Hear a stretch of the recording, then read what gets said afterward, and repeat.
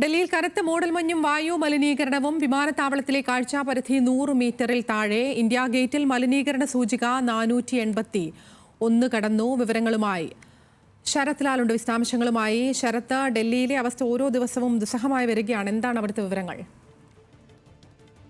അതിനാൽ ഡൽഹിയിൽ ഇന്ന് 8 മണി മുതൽ ക്രാപ്പ് 4 പ്രഖ്യാപിച്ചിരിക്കുകയാണ്. അതായത് അതീവ ജാഗ്രത പാലിക്കണം എന്ന രീതിയിലുള്ള ഡൽഹി സർക്കാരിന്റെ ക്രാപ്പ് 4ലേക്ക് സംസ്ഥാനം മാറിയിരിക്കുകയാണ്. കാരണം ഇന്ത്യ ഗേറ്റിലെ സൂചിക പോലും, വായു മലിനീകരണ സൂചിക പോലും 481 കിടക്കുകയാണ്.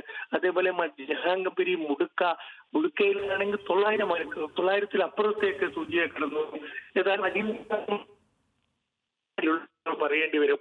അതുപോലെ തന്നെ വർക്ക് ഫോർ ഹോം, അതായത് ഓഫീസുകളിലെ ഹാജർ കുറയ്ക്കണമെന്ന നിർദ്ദേശം ഡൽഹി സർക്കാർ മുന്നോട്ട് വെച്ചിട്ടുണ്ട്. ഇക്കാര്യത്തിൽ കേന്ദ്ര സർക്കാരിന്റെ നടപടി ഇന്ന് ഉച്ചവരെ ഉണ്ടായേക്കുമെന്നാണ് നമുക്കറിയാൻ കഴിയുന്നത്.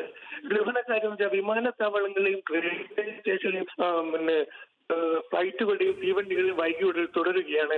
ശരാശരി ഡൽഹി റെയിൽവേ സ്റ്റേഷനിൽ 3 മണിക്കൂർ ഡിലേ ആണ് എല്ലാ ട്രെയിനുകളും ഇപ്പോൾ ഉള്ളത്. വിമാനത്താവളത്തിൽ ഇപ്പോൾ തന്നെ ട്രാവൽ അഡ്വൈസറി പുറപ്പെടുവിച്ചിരുന്നു.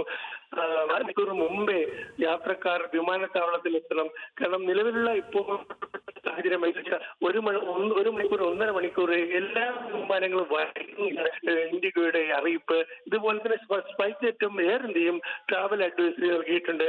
കഴിയുന്നത് യാത്ര ഒഴിവാക്കാനാണ് വ്യോമയാന മന്ത്രാലയം യാത്രക്കാരോട് ആവശ്യപ്പെട്ടിരിക്കുന്നത്. ഡൽഹിയിലേക്കുള്ള വരവ് കുറയ്ക്കുക എന്നതാണ് ഡൽഹി സർക്കാരിന്റെ ഒരു നിർദ്ദേശം. ഏതായാലും ഡൽഹി വീർപ്പുമുട്ടുന്നു മലിനീകരണം കൊണ്ട് എന്ന് നമുക്ക് പറയേണ്ടി വരും. ഇത് കൂടുതൽ ശരി ആതിര.